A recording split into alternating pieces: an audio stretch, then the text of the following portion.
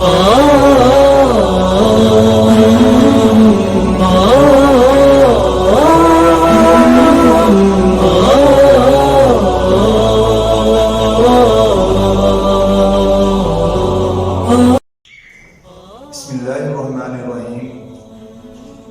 علیکم. نوائے نیشن کی سکرین پر آپ کی خدمت میں پیش ہوں حافظ نعمان طور، اور آپ کی خدمت میں پیش کیا جاتا ہے پروگرام دینی بزم عالم، جس میں ہمارے ساتھ موجود ہوتے ہیں جید علماء کرام، شیوخ الحدیث، ماہرین تعلیم. آج بھی ہمارے ساتھ موجود ہیں جید عالم دین محترم جناب حافظ عبد الرحمن جوہر صاحب. ان کے متعلق، ان کی حالات زندگی کے متعلق آپ ناظرین کو آگاہ کریں گے اور ان سے کریں گے دینی سوالات اور جانیں گے ان کے جوابات. السلام علیکم حافظ صاحب، کیسے مزاج ہیں؟ وعلیکم السلام. الحمدللہ. ہمارے ناظرین کو اپنی تعلیمی جو آپ کا تدریسی اور تعلیمی سلسلہ رہا ہے، آپ نے کنگ جامعات سے تعلیم حاصل کی ہے اور آپ نے کن مدارس کے اندر، جامعات کے اندر، اسکول کالجز کے اندر آپ نے تدریسی فرائض سر انجام دیے ہیں، ہمارے ناظرین کو آگاہ کیجیے. جی، میں میٹرک کے بعد جامعہ صفیہ میں داخل ہوا تھا اور وہیں پہ میں نے درس نظامی بھی کیا، فاضل ربی کا امتحان بھی دیا، ایف اے کا امتحان بھی دیا، فاخر المدارس کا امتحان بھی دیا، اور تکمیل میری کلیہ دارالقرآن والحدیث میں ہوئی. وہاں پہ آخری سال میں نے کیا حسن اللہ سے. آپ کا یہ دینی تعلیم کی طرف رجحان اور آپ کا دینی تعلیم حاصل کرنا، اس کے جو پیچھے ہے کیا اسباب ہیں؟ کیا آپ کے خاندان میں علماء تھے یا آپ کے والد محترم؟ اس حوالے سے بھی ہمارے ناظرین کو آگاہ کیجیے کہ آپ جو دین اسلام سے متعلق آپ نے دینی تعلیم حاصل کی، اس کی کیا وجوہات ہیں؟ اس کی دو وجوہات ہیں. پہلی وجہ تو یہ ہے کہ ہمارا گھرانہ شروع سے ہی دینی اور علمی گھرانہ ہے. میرے دادا جان عمر الدین صاحب وہ بھی عالم دین تھے اور انہوں نے میرے والد محترم مولانا عبدالغفور ناظم آبادی رحمۃ اللہ علیہ، جو 22 فروری 2019 کو انتقال کر گئے تھے، انہوں نے 64 سالہ اپنے زندگی کے اندر تبلیغی سرگرمیاں جو ہیں وہ جاری رکھی اور کوڈا والا سے پڑھتے رہے، مہاجن سے بھی، اور کلیہ دارالقرآن والحدیث سے ہی انہوں نے سند فراغت حاصل کی اور طب کا کورس بھی کیا. یہ آپ کے والد محترم ماشاء اللہ، ان کے متعلق کافی سارا سنا ہوا ہے. جید عالم دین تھے، بقیت السلف حضرت مولانا شیخ الحدیث عبدالغفور ناظم آبادی صاحب رحمہ اللہ. اللہ تعالیٰ ان کی قبر پر غریق رحمت فرمائے اور اللہ تعالیٰ ان کی بخشش فرمائے. آج کی نوجوان جو نسل ہے بہت کم تعداد میں ہے جو ان کی حالات زندگی کے متعلق جانتے ہیں. ہمارے ناظرین کو مولانا عبدالغفور ناظم آبادی رحمہ اللہ ان کی حالات زندگی کے متعلق چند ایک واقعات سے بھی آگاہ کیجیے تاکہ وہ آج کی جو نوجوان نسل ہے اس کے لیے ایک راہ نجات اور اس کے لیے ایک سبق مل جائے. پہلی بات تو یہ ہے کہ والد محترم ہجرت کر کے جب پاکستان تشریف لائے تو انتہائی قسم قدسی اور تکلیف حالات کے اندر سے وہ گزر گئے. گویا آگ اور خون کے دریا انہوں نے پار کیے تھے. 4 ان کے بھائی وہاں گئے، کچھ شہید ہو گئے تھے، کچھ کو قتل کر دیا گیا اور ان کی والدہ محترمہ کو ان کی آنکھوں کے سامنے ذبح کر دیا گیا تھا. اکیلے والد محترم پاکستان پہنچے اور اس کے بعد انہوں نے اپنے آپ کو دین کے لیے وقف کر دیا اور پھر اس وقت سے لے کر آخری زندگی کے سانس تک انہوں نے اپنے آپ کو دین کے لیے وقف ہی رکھا اور ایک ہی مسجد کے اندر 55 سال انہوں نے تبلیغی سرگرمیاں گزاری، جہاں صبح درس قرآن دیتے تھے، عصر کے بعد درس حدیث دیتے تھے اور جو ہے خطبہ جمعہ دیتے تھے اور 55 سال انہوں نے. جی ناظرین، جیسا کہ حافظ صاحب اس بات سے آگاہ فرما رہے ہیں کیونکہ والد محترم بھی عالم دین تھے، جید اور بقیت السلف تھے، مولانا عبدالغفور ناظم آبادی رحمہ اللہ صاحب. اللہ تعالیٰ ان کی قبر پر غریق رحمت فرمائے اور ان کی بخشش فرمائے. حافظ عبد الرحمن جوہر حافظ اللہ کا ایک علمی خاندان اور دینی خاندان سے تعلق ہے، تو ہمارے ناظرین کو آپ اس چیز سے بھی آگاہ کیجئے کہ اسلام کے اندر آج کی نوجوان نسل جو ہے اس کے اندر نماز ادا کرنے کی بہت کمی ہے۔ نماز کی اسلام کے اندر کیا اہمیت ہے،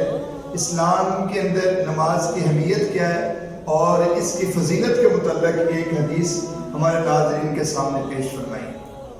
نماز کے بارے میں تو آپ اس بات کو مد نظر رکھیں کہ رسول کریم صلی اللہ علیہ وسلم نے فرمایا ہے کہ ان اول ما یحاسب به العبد من عمله یوم القیامۃ صلاۃ، کہ قیامت کے دن سب سے پہلا سوال جو مسلمان سے ہوگا، انسان سے ہوگا، وہ نماز کے بارے میں ہوگا۔ اگر وہ نمازیں مکمل اور صحیح نکلی فقد افلح وانجح، فلاح بھی پا جائے گا، نجات بھی پا جائے گا۔ اور اگر اس کی نمازیں نامکمل نکلی، نفلی نمازیں شامل کی جائیں گی، اگر وہ بھی ڈال کر اس کی نمازیں مکمل نہ ہوئی تو اللہ تعالیٰ اس کے نامہ اعمال کو لپیٹ دے گا۔ اور سیدنا ابو ہریرہ رضی اللہ تعالیٰ عنہ کی وہ مشہور حدیث ہے کہ جس کے اندر حضرت ابو ہریرہ رضی اللہ تعالیٰ عنہ فرماتے ہیں کہ اوصانی خلیلی لا تترکن صلاۃ مکتوبۃ ان کتبت او حرمت او قتلت، کہ میرے جگری یار محمد رسول اللہ صلی اللہ علیہ وسلم نے مجھے وصیت کی کہ اے ابو ہریرہ تو نے فرض نماز کو نہیں چھوڑنا، اگرچہ تجھے قتل کر دیا جائے، تجھے آگ میں جلا دیا جائے، تجھے جسم کے ٹکڑے ٹکڑے کر دیے جائیں، تو نے فرض نماز کو نہیں چھوڑنا۔ اس سے زیادہ بڑی اہمیت کیا ہو سکتی ہے کہ نبی علیہ السلام نے جو اپنے پیارے ابو ہریرہ رضی اللہ تعالیٰ عنہ کو وصیت کی ہے۔ میں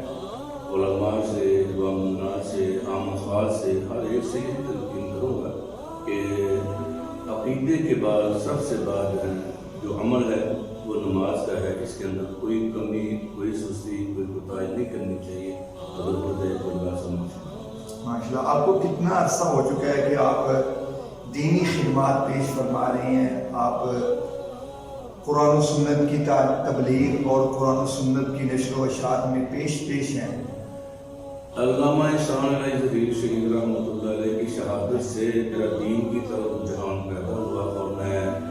جو ہے کیونکہ علمی گرانے سے تعلق تھا لیکن میں عالم دین نہیں بننا چاہتا، تو 8ویں کلاس میں پڑھتا تھا تو دین کی طرف رجحان ہوا، ان کے جلسے پروگرام جلسے جلوس وغیرہ دیکھے سنے تو دین کی طرف رجحان ہوا۔ تو آپ اندازہ ہے کہ میٹرک میں نے جو ہے 1989 کے اندر کیا ہے، اور اس کے بعد سے لے کر میں نے اپنے آپ کو ہمہ وقت دینی خدمات کے اندر ہی لگایا ہے۔ تو مجھے 31 سال کا عرصہ بنتا ہے، اس کی وجہ سے میں 3 مدارس بھی چلا رہا ہوں اور کلیت احسان حدیث درس نظامی کی کلاس بھی لے رہا ہوں۔ جب میں شریکہ کے اندر میں کئی عرصہ تک جو ہے درس حدیث اور تفسیر قرآن پڑھاتا رہا، اور آج بھی الحمدللہ تدریبی اور تدریسی خدمات اتنی میرے اندر کو طاقت ہے، استطاعت ہے، اللہ کے فضل سے کار ہوں۔ ماشاءاللہ، حافظ صاحب نے علامہ احسان علیہ ظہیر رحمہ اللہ کا دور بھی پایا، تو آپ نے علامہ صاحب کی کسی ایک مجلس میں یا کسی ایک پروگرام میں آپ نے شرکت فرمائی ہے؟ جی، علامہ احسان علیہ ظہیر شہید رحمۃ اللہ علیہ کا آخری سال جس سال ان کی شہادت ہوئی ہے تو بگاڑ کے اندر بہت بڑا پروگرام تھا، تو وہاں پروگرام میں بھی شرکت کی میں نے۔ جب MRD کا جلسہ تھا تب بھی میں نے شرکت کی۔ جب ہمارے محلہ مدن پورہ کی مسجد قباء کے اندر علامہ احسان علیہ ظہیر شہید رحمۃ اللہ علیہ تشریف لائے اور سیرت النبی پہ جاندار خطاب کیا، تو وہ بھی میں نے خطبہ بھی سنا اور ان کے شانہ بشانہ جلوس کے اندر آگے بات کرتا ہوا رہا، اور میں ان سے بہت زیادہ متاثر تھا اور ہوں، اور غالباً آج بھی علامہ احسان علیہ شہید رحمۃ اللہ علیہ کی جب بھی کوئی خطاب، بیان، تقریر سنتا ہوں میری آنکھوں سے آنسو آ جاتے ہیں، اور میں سنتا ہوں میرا دین کی طرف آنا، جہاں تک والدین کا بھی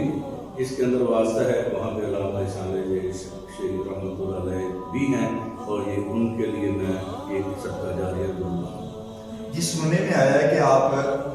علامہ احسان علیہ ظہیر رحمہ اللہ کے جو ان کی جماعت کی یوتھ ونگ تھی، ان کے ایک اہم رکن تھے اور ذوق، شوق، ولولے انگیز اور آپ بڑے جوش کے ساتھ پیش رہتے تھے، اس کے اندر حقیقت کیا ہے؟ یہی وجہ ہے کہ میں غیر جانبدار ہونے کی وجہ سے ہر بندے کا پسندیدہ بھی ہوں، اور میں اہل حدیث یوتھ فورس کے تحت جہاں کا صدر بھی رہا ہوں اپنے سیکٹر کے حوالے سے، اور جو ہے اس سلسلے میں ہم نے لائبریری بھی بنائی اور سوشل کام بھی کیے، اور جتنا بھی ہم سے کام اس کام نے کیا اور بڑھ چڑھ کے حصہ لیتے رہے، اور آج بھی میں خدمات کے ہر کارکن کے ساتھ، ہر عالم دین کے ساتھ، ہر فرد کے ساتھ ہوں۔ آج کی نوجوان نسل کو میجر پیغام تو یہی ہے کہ اللہ تعالیٰ نے کامیابی اور کامرانی دنیا اور آخرت کی دین کے اندر ہی رکھی ہے۔ سوشل میڈیا کے لیے جو طوفان بدتمیزی، بے حیائی، فحاشی، گریانی، لادینیت اور لبرلزم کی طرف لوگوں کو بلایا جا رہا ہے، تو لوگوں کو اسٹڈی کرنا چاہیے قرآن اور حدیث کو، اور خصوصاً نبی علیہ السلام کی سیرت کو، سیرت کے حوالے سے الرحیق المختوم اور سیرت رحمت للعالمین کا مطالعہ ضرور کرنا چاہیے، اور اپنے بچوں کو بھی بتانا پڑھانا چاہیے، اور جو ہمارے صحابہ کرام کے واقعات ہیں ان سے ضرور اپنی اولاد کو آگاہ کرنا چاہیے۔ دین نابود ہوتا چلا جا رہا ہے۔ جی ناظرین، جیسا کہ آپ جیت عالمی دین اور فضیلت الشیخ حضرت مولانا عبد الرحمن جوہر صاحب حافظ اللہ ان کی گفتگو سے مستفید ہو رہے تھے۔ مولانا عبد الرحمن جوہر حافظ اللہ کا تعلق ایک علمی خاندان سے ہے، اور دینی اور مسلک کی اور جماعت کی اور اسلام کی بڑی تیزی کے ساتھ ان کے دل میں تڑپ ہے، ان کے خاندان کے، اور عرصہ دراز سے کئی اشروں سے یہ اسلام کی خدمت کر رہی ہیں، اور اسلام کی تبلیغ لوگوں کے دینوں کے اندر پیوست کر رہی ہیں۔ اجازت دیجیے بزم عالم پروگرام کے ساتھ حافظ نعمان کو پاکستان زندہ باد۔